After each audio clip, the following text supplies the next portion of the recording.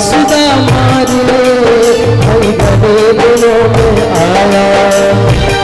बता मेरे यार सुदामा रे भाई बड़े दिनों में आया।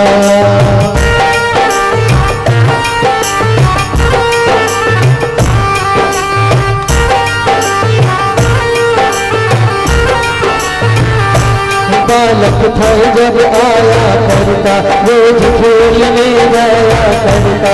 बालक था जब आया करता रोज खेलने जाया करता। हुई तकरार सुदामा रे हुई तकरार सुदामा रे भाई बड़े दिनों में आया।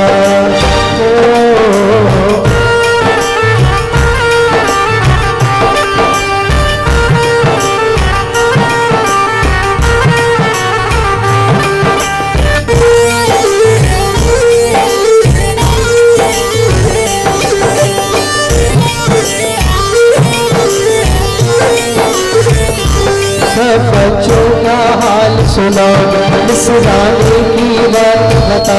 सब बच्चों का हाल सुना मिसराने की बात बता। क्यों नया हाल सुदामा रे क्यों नया हाल सुदामा रे भाई बड़े दिनों में आ। बता मेरे यार सुदामा रे भाई बड़े दिनों में आया।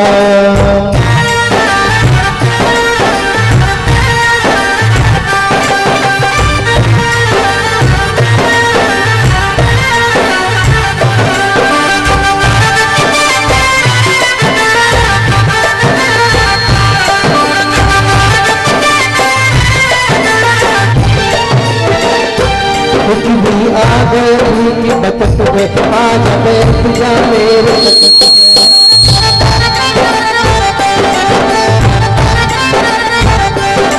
भी आ गई कि बतक में आज बैठ जा मेरे तक में। गिरा यार सुदामा रे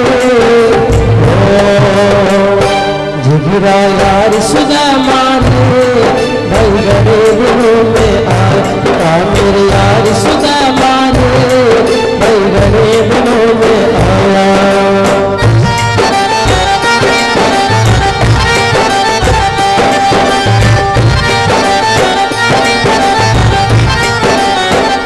बता मेरे यार सुदामा रे भाई बड़े दिनों में आया। बता मेरे यार सुदामा रे भाई बड़े दिनों में आया। भाई बड़े दिनों में आया। भाई बड़े दिनों में आया। बोलो बाके बिहारी लाल की जय हो।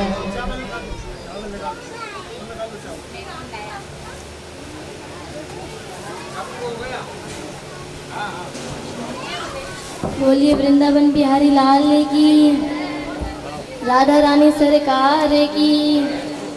भक्तों तो आपको बताएं, आज जैसे ही द्वारिकाधीश ने सुना कि उनके मित्र आ गए हैं तो दौड़ते हुए सुदामा के पास गए और सुदामा को गले से लगाया और अपने महल के अंदर लेकर के आए और सुदामा को अपने सिंहासन पर बिठाया और उनके चरण धोने लगे। जब उन्होंने सुदामा की ऐसी दशा देखी तो बड़े दुखी हुए। देख सुदामा की दीन दशा, करुणा करके करुणा निधि रोई। पानी पराते को हाथ छुओ नहीं, पानी पराते को हाथ छुओ नहीं। नैनन के जल से पग धोए, नैनन के जल से पग धोए। भक्तों, आज जैसे ही भगवान ने सुदामा की ये दीन दशा देखी तो उनके नेत्रों में से आंसू आ गए और सुदामा के चरण अपने आंसुओं से धोने लगे। तभी द्वारिकाधीश ने सुदामा जी से मिले और कहने लगे कि हमारी सभी रानियों को आशीर्वाद दो।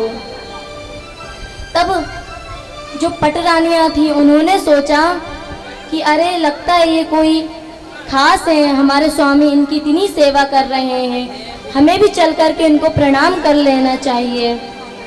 अब पटरानियाँ जा कर के प्रणाम करने लगती हैं। पहले जामबंदी ने प्रणाम किया, फिर सत्यभामा ने प्रणाम किया। ऐसे करके 8 पटरानियाँ आईं और उसके बाद धीरे धीरे और रानियाँ आती गईं। तब सुदामा जी ने कहा कि हे कन्हैया, कितनी और हैं? तब कन्हैया ने कहा बस थोड़ी और हैं।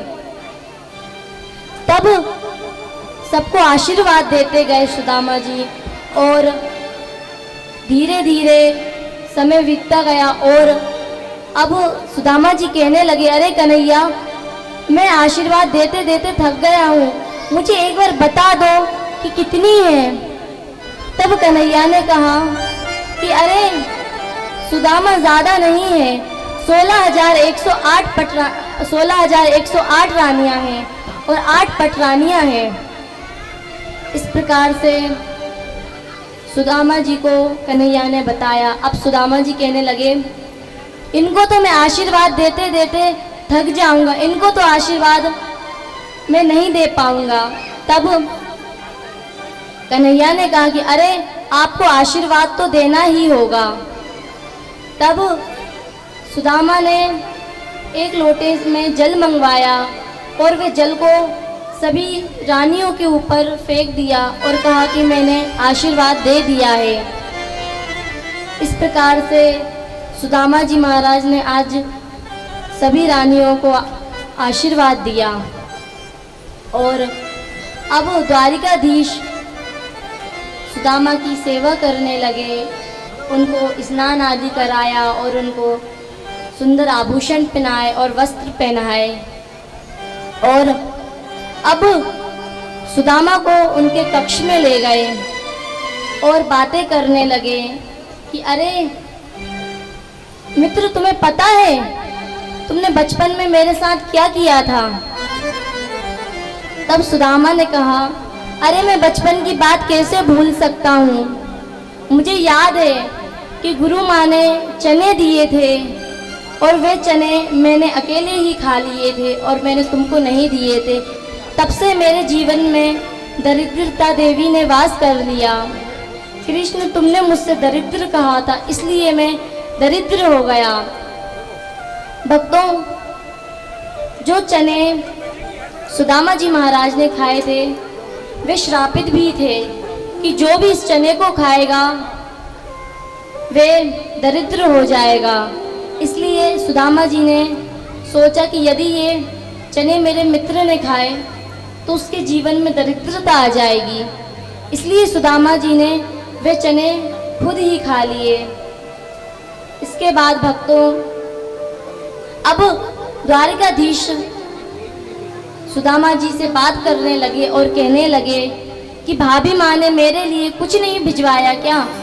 सुदामा सोचने लगे कि अरे सुशीला ने तो कहा था कि द्वारिकाधीश से जाकर के महल के बारे में बात करना और ये चावल की पोटली उनको दे देना। जैसे ही सुदामा सोच रहे थे तभी कन्हैया ने कहा, अरे सुदामा, कहाँ किस विचार में पड़ गए तुम? और उनके पास में जो चावल की पोटली रखी हुई थी उसे देख करके उन्होंने कहा कि अरे सुदामा, इसमें क्या है? सुदामा ने कहा कि अरे इसमें कुछ नहीं है और सुदामा छुपाने लगे। तब द्वारिकाधीश ने कहा कि अरे नहीं सुदामा, मुझे बताओ इसमें क्या है। जैसे ही द्वारिकाधीश ने वे पोटली को अपने हाथ में लिया और देखा कि उसमें तो चावल हैं और वे चावल देख करके बड़े प्रसन्न हुए और कहने लगे, मेरी भाभी ने मेरे लिए चावल भिजवाए हैं और तुम मुझे दे नहीं रहे हो। इस प्रकार से भगवान बड़े खुश हुए और कहने लगे कि अरे ये चावल तुमने मुझे दे दिए, मैं बड़ा प्रसन्न हूँ और मैं इसलिए प्रसन्न हूँ कि मेरी भाभी ने मेरे लिए कुछ तो भेजा। अब जैसे ही श्री कृष्ण ने वे चावल की पोटली ली और